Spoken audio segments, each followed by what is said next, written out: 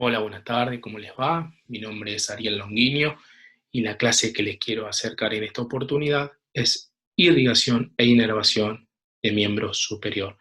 Lo vamos a hacer de una manera muy sintética, pero como todavía ustedes no tuvieron clase de sistema cardiovascular y no tienen por qué saber lo que es irrigación, podemos decir que básicamente la irrigación es la función que tiene el corazón de enviar sangre oxigenada a cada uno de los tejidos que componen el organismo. Lo hace a través de una arteria principal, que es la arteria más grande del organismo, denominada arteria aorta, y que ésta, a través de sus ramas, va a encargarse de acercar esta sangre oxigenada a cada uno de los órganos. Con respecto a los miembros superiores, lo hace a través de dos ramas que se denominan arterias subclavia. Del lado izquierdo, fíjense que nacen directamente del callado de la aorta, del lado derecho lo hace en conjunto con la arteria carótida común derecha a través del tronco brachiocefálico. Es así cómo llega sangre oxigenada, ahora sí, a las arterias del miembro superior. Las arterias que componen el miembro superior son la arteria axilar, la arteria braquial o humeral, la arteria cubital o ulnar, la arteria radial y los arcos palmares.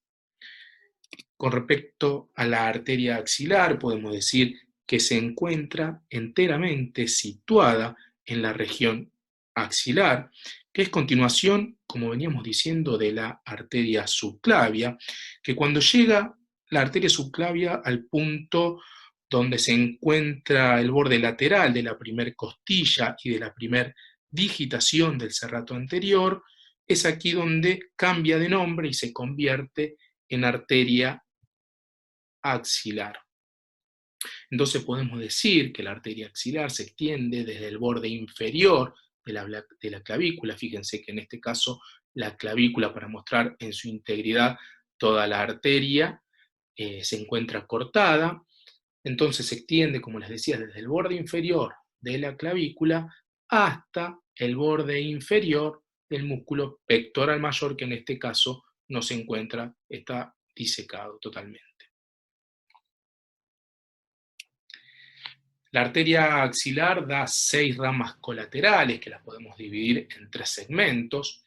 Estas ramas colaterales son la arteria torácica superior, que va a irrigar la parte superior de los pectorales y de la región mamaria. En el segundo segmento nos vamos a encontrar a la arteria torácica lateral o mamaria externa, que irriga también a los músculos pectorales y a la glándula mamaria. La arteria tóraco-acromial o acromiotorácica, que irriga al músculo deltoides, al pectoral mayor y al subclavio.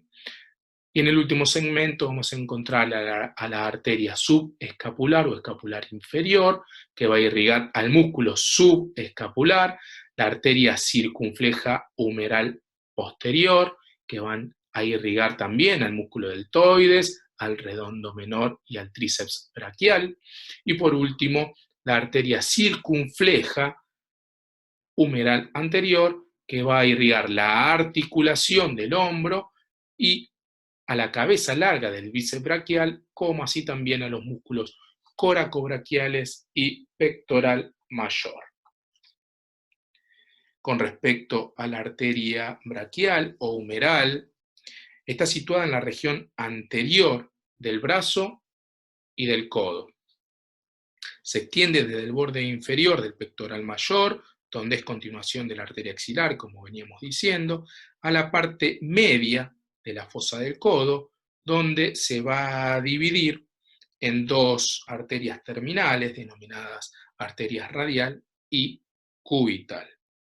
Esta arteria, fíjense que tiene un recorrido casi rectilíneo, ligeramente oblicua en sentido inferolateral, ¿no?, para ubicarse en la región media de la flexura del codo. Fíjense que se encuentra medial al músculo del bíceps.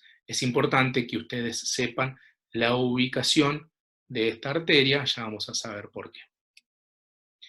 Esta arteria da ramas colaterales, tenemos la rama deltoidea, la rama nutricia del húmero, la arteria, braquial profunda colateral o humeral profunda que se dirige hacia posterior. Tenemos la arteria colateral cubital inferior o colateral interna, la arteria colateral cubital superior o colateral interna superior. Como les conté, da dos ramas terminales, una hacia externo o lateral, que va a ser la arteria radial, y una hacia medial, que va a ser la arteria cubital. Fíjense el recorrido que hace esta arteria, acompañada por sus dos venas humerales satélites. En general, como regla general, las arterias siempre van acompañadas de dos venas, habiendo excepciones, por supuesto, que ya las vamos a ver también. ¿Por qué les digo que es importantísimo que ustedes sepan la ubicación de esta arteria? Porque es donde ustedes van a apoyar, por ejemplo, el estetoscopio para tomar la tensión arterial. Esto es una angiografía de esa arteria. La arteria radial es la rama de bifurcación lateral de la arteria humeral, se extiende en la cara anterior del antebrazo y después en la cara dorsal del carpo, desde la fosa del codo hasta la palma de la mano. Desciende en principio oblicuamente en sentido inferolateral, como pueden ver, y se va a hacer posterior a la altura, ¿sí?, de la palma de la mano. Da ramas colaterales, la arteria recurrente radial anterior, la arteria palmar del carpo, la arteria palmar superficial, la arteria dorsal del pulgar, la arteria dorsal del carpo, y da ramas terminales que van a ir a conformar el arco palmar profundo. Es decir, la arteria radial es la que conforma principalmente el arco palmar profundo. Acá pueden observar en este gráfico a la arteria radial, rama terminal de la arteria humeral, ¿sí?, hacia exterior o hacia lateral nos va a dar esta arteria. Fíjense cómo se dirige de arriba hacia abajo y de medial a lateral. Un gráfico donde vemos un preparado anatómico, arteria humeral, arteria radial, arteria cubital.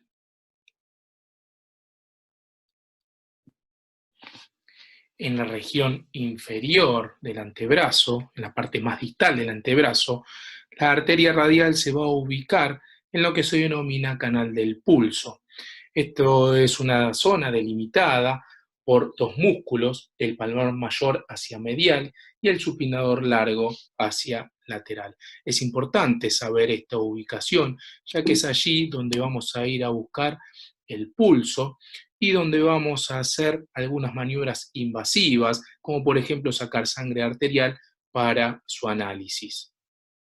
Pregunta de final, por supuesto. Con respecto a la arteria cubital, podemos decir que es más voluminosa que la arteria radial, que es la rama de bifurcación medial de la arteria braquial, como ustedes pueden observar. Está situada en la parte medial de la región anterior del antebrazo y se extiende desde la fosa del codo hasta la palma de la mano, donde termina formando el arco palmar superficial.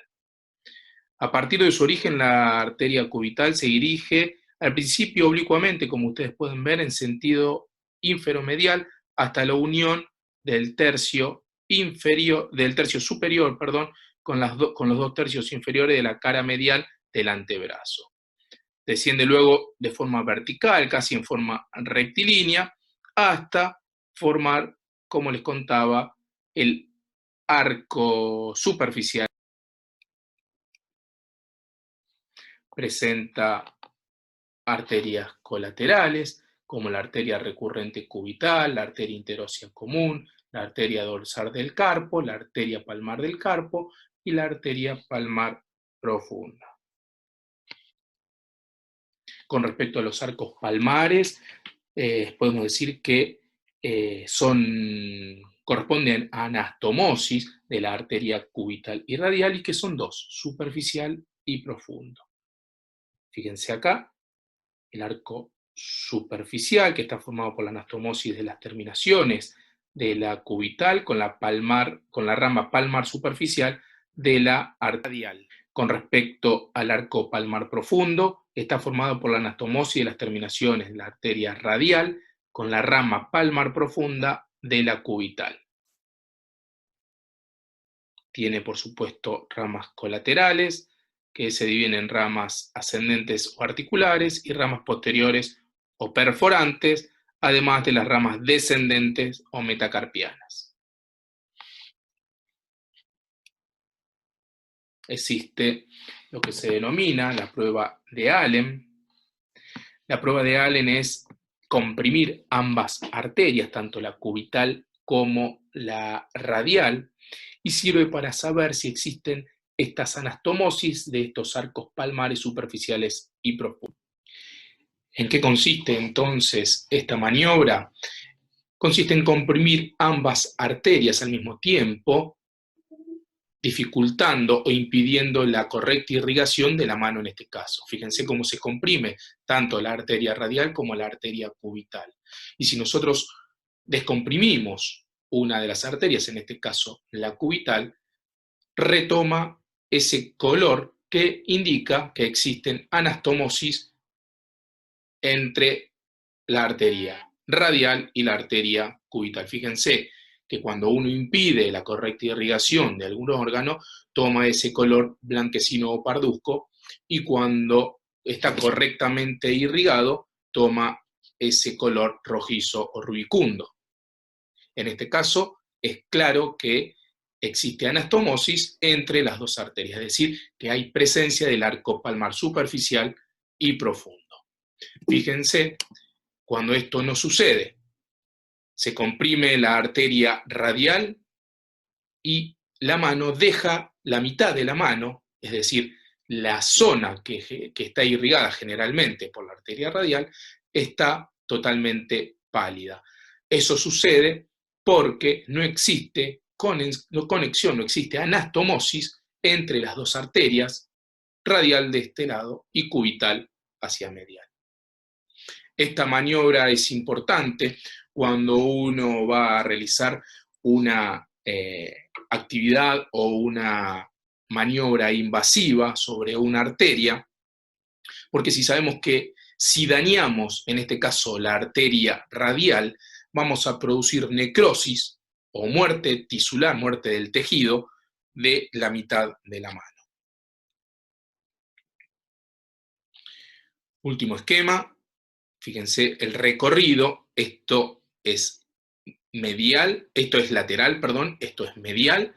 Fíjense en el recorrido de la arteria cubital y que va a ir a formar el arco palmar superficial. Un preparado anatómico mostrando exactamente lo mismo. Con respecto a las venas del miembro superior, y ya para ir finalizando lo que tiene que ver con irrigación, vamos a decir que se dividen en superficiales y profunda. Recuerden que las profundas, como regla general, dos venas acompañan a una arteria, la acompañan en todo su recorrido, salvo, en este caso, la vena axilar. La vena axilar es única, ¿sí? Se produce por la unión de las dos venas braquiales o humerales y va a acompañar en todo su trayecto a la arteria axilar. En su parte más distal, es un parte inferior, la vena axilar está situada medialmente a la arteria para luego ubicarse más hacia proximal del lado anteromedial. presenta también colaterales o en realidad afluentes y presentan anastomosis con el sistema venoso superficial. Con respecto a las venas superficiales, vamos a empezar a describirlas desde distal hacia proximal, es decir, vamos a empezar por la mano para terminar por el brazo.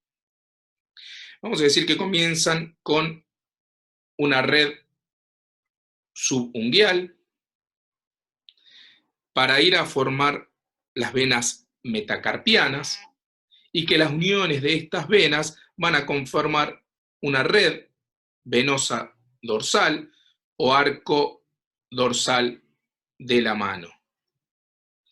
Va a dar este arco dorsal va a dar origen a dos venas importantes, que son la vena cefálica y la vena basílica.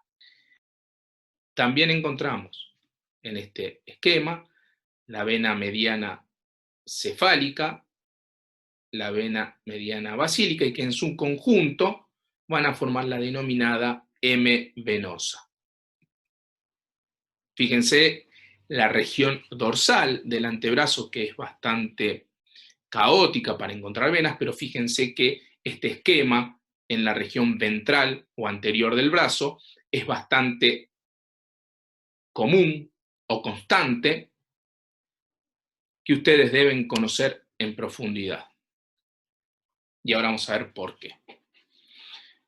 Con respecto a la vena basílica, ya se las describí, nace en la región dorsal de la red venosa de la mano, va a ir ascendiendo por la región medial o interna del antebrazo y del brazo, va a formar parte de la M venosa, va a seguir ascendiendo por la región medial o interna del brazo y va a desembocar finalmente en la vena humeral. Fíjense, esta es la vena basílica, ¿sí? Y esta es la vena cefálica. Con respecto a la vena cefálica, también tiene su origen en el arco dorsal venoso de la mano, va a ir ascendiendo, va a formar parte también de la M venosa, va a ascender por la región lateral o externa del antebrazo, y la vena cefálica va a ir a desembocar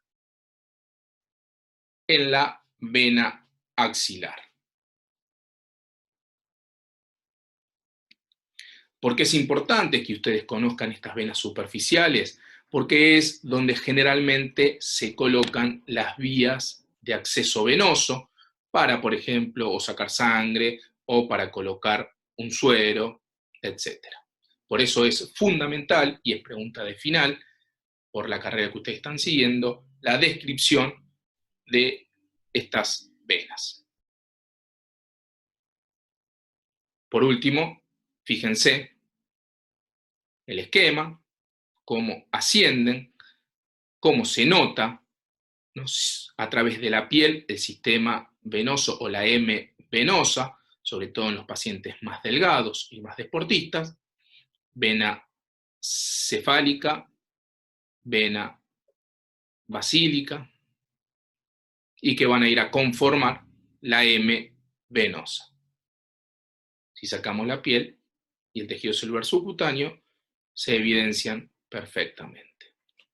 Hasta aquí vamos a hablar de irrigación del miembro superior.